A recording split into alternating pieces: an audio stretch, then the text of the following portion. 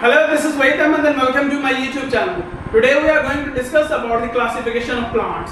Classification of plants is an important topic in the CSS and PMS examination and we are going to discuss in detail today. So first of all, moving towards the classification of plants, we know that plants are the living organisms and they are basically belong to the domain Eukaryotica. We have discussed the various domains in the previous lesson, so they belong to human domain Eukaryotica and they form the kingdom Plantae Metaphyta. So they are actually multicellular organisms. What does multicellular organism mean? Multicellular organism means that they are made up of many million and billions of cells together, or they may be more than two in simple words. If more than two cells, anything is composed of more than two cells, that is considered multicellular. So this is basically about the multicellular plants which are eukaryotic in nature, and we are going to discuss in detail about the classification of plants.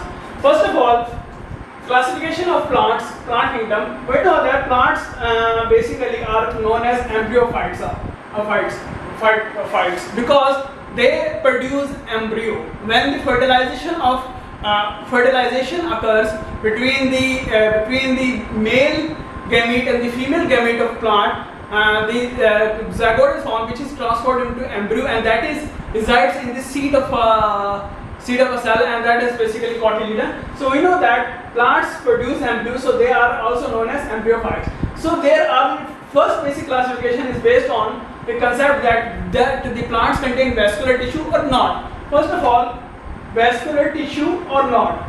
Vascular tissue is the tissue that transports various nutrients from the ground to the other parts of the body, or from the upper part of the body to lower part of the body. So the vascular tissue in plants is basically xylem tissue and phloem tissue.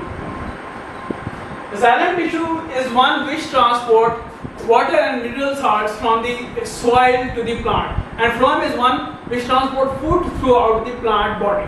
So these are the vascular tissue. First basic classification lies on the presence of vascular tissue. So the first classification is that we have two types of that contains one vascular plants and the other one non-vascular plants. Non-vascular plants do not contain any vascular tissue, while vascular plants contain vascular tissue, means they contain xylem and phloem. So bryophytes are those plants which do not contain vascular tissue. This is the first classification, and the plants which contains vascular tissue are basically vascular tissue are called tracheophytes. Tracheophytes is basically divided on the basis of formation of seed. So next category that divides tracheophytes into two categories, that is seed formation. The plants which make the seed, which are involved in the formation of seed, they are known as spermatocytes. And while those who do not produce any seed, they do not produce any seeds, so they are known as spidophytes, and in common terms they are known as ferns. Okay, further moving on, spermatophytes are divided into two major plants. This means that they contain two major types of categories. One is gymnosperm and the other is angiosperm. This classification is also based on the type of seed. Actually, whether seed is enclosed in the fruit of the plant or seed is basically naked. So this is one is seed difference. One, those who are naked seed are known as gymnosperms, and they are non-flowering, and on the basis of flowering they can be also divided. And the one who contains seed inside the fruit are known as angiosperms. Okay, we know that basically plant body exists in two stages. One is sporatophyte and other is gametophyte. Sporatophyte contains stem, leaves, roots. These form the sporatophyte, and from the sporatophyte they produce spores. Spores results in the formation of gametophytes. Gametophyte produce gametes, which result in the fusion of gametes and again produce the sporatophyte. This is the life cycle of plant in general terms. But there are differences in the life cycle of plant throughout the plant kingdom. Some have sporatophyte stage in their life, some have gametophyte stage in their life, some have both stages of in their life. Like angiosperms, they have the gametophyte state and sporatophyte state. And the basic difference, what differentiate from all other categories about the angiosperm is that they are basically they have double fertilization phenomenon, which is only unique to the angiosperm. Okay, we have discussed so far on the basis of vascular tissue, we classify into brachophytes and bryophytes. On the basis of seed formation, we classify the brachophytes further into spermatophytes and pteridophytes. On the basis of seed structure or seed exposure, we classify spermatophytes into gymnosperms and angiosperms. And angiosperms are further classified on the basis of cotyledon, whether they are monocot or dicot. So this is the general classification, easy to remember. Now we are moving forward to discuss each of the category, its general characteristics. So first of all, we will take non-vascular plants, which are bryophytes. Bryophytes are known, also referred as mosses. They are actually between the basically green algae, which is some said by some scientists that they should be classified as plants, but they are not plants.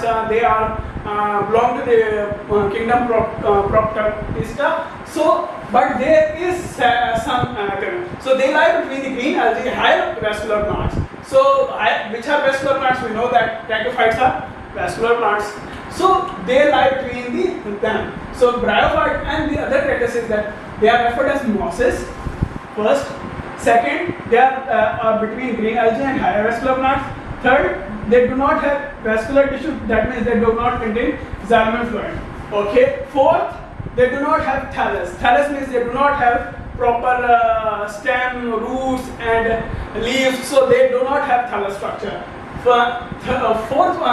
Fifth point is that they grow in moist and shady places. Why moist and shady places? Actually, they are the terrestrial plants. They are the terrestrial plants, but they require water for their growth and development. So they are in some sense called amphibians of the plant kingdom. While frogs are the amphibians of the animal kingdom, while these bryophytes are the frogs of the amphibians of the plant kingdom. So terrestrial forms require water for the condition of life cycle. Amphibians of the plant kingdom, they do not contain non-vascular, they are non-vascular and contain, they are embryo bearing. All of the plants we have discussed here, they produce embryo. So this is the one of the common characteristics in the plant kingdom. So they are photosynthetic. Definitely when it's a plant, it's a photosynthetic in nature. So I'm going to sum up that they are mosses. They are in between the green algae and the high vascular plants. They do not contain any xylem and phloem. They do not have proper body structure. They are placed in, they are show the growth in the moist habitat. They basically require water for completion of life cycle. Though they are in terrestrial form, they are known as the amphibians of the plant kingdom, and they are photosynthetic in nature. Photosynthetic and embryophytes. That means they are the two characteristics which define the plant kingdom in total. Okay, next moving on the, we have discussed the non-vascular plants. Next moving on the brachophytes. Brachophytes are the vascular plants. These have, basically these are called true land plants. As they contain the vascular tissue, they are called true land plants, and all the adult body is sporophyte. Sporophyte means they contain, as they have no thallus, that means they have thallus, they have root, they have stems, they have leaves, so they have proper sporophyte and shows definite root, stem, leaves. They have vascular tissues. Okay, so these are the true land plants. They contain the sporophyte, means they have this proper body structure, and they have two further categories. One is pteridophyte and spermatophyte, which is only based on the seed formation. Now we are going to discuss about the pteridophytes. Pteridophytes are those which do not form any seed. So these are the vascular plants. These are the vascular plants that produce embryo, but they do not actually result in the formation of seeds. And these are actually the primitive vascular plants. So they are the ancient vascular plants from which the growth of or the evolution of vascular plants started to begin. They obtain the vascular tissue, and from then moving on to the further growth of these ferns. And now moving on to the next is spermatophyte. Spermatophytes, basically two categories. One is gymnosperm. They are called naked seed plants, and they are non-flowering in nature. So basically first difference between angiosperms and gymnosperms is that flower. Angiosperms do produce flower, but Gymnosperms do not produce flower. Seeds. Angiosperms have seeds in enclosed seed, while they have naked seed. Leaves of the gymnosperms are thin, while the leaves of the angiosperms are broad. So in blade-like habitat, angiosperms grow in all type of environment almost, while gymnosperms grow in the cold, moist environment. Okay, gymnosperm produce bone, angiosperm do not produce bone. Okay, type of wood. They have herbaceous, they have softwood that is used for the make of furniture.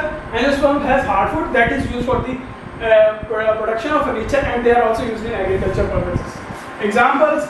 We know that angiosperms are many, like mango, rose. These are the angiosperm plants, while cone plants like cycad, ginkgo, conifer, yew, they are the example of gymnosperms. Further moving on to monocot and dicot. Monocot means they have one leaf in their embryo and they have two leaves in their embryo. How?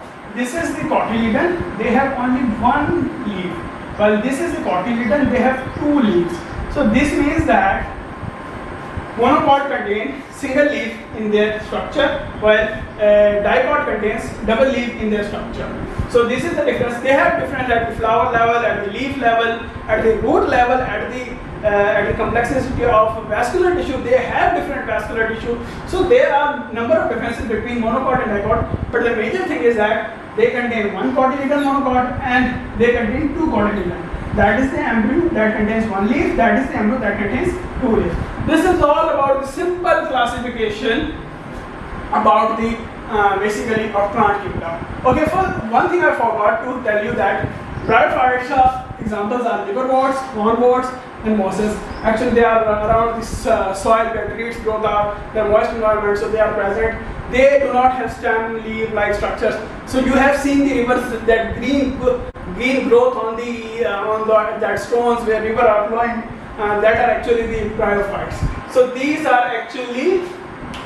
This is actually the classification of plant kingdom. In the next lecture, we are going to discuss about the classification of animal kingdom in detail. If you like the video, do comment, share with your friends, and subscribe my channel to get more videos. Thank you.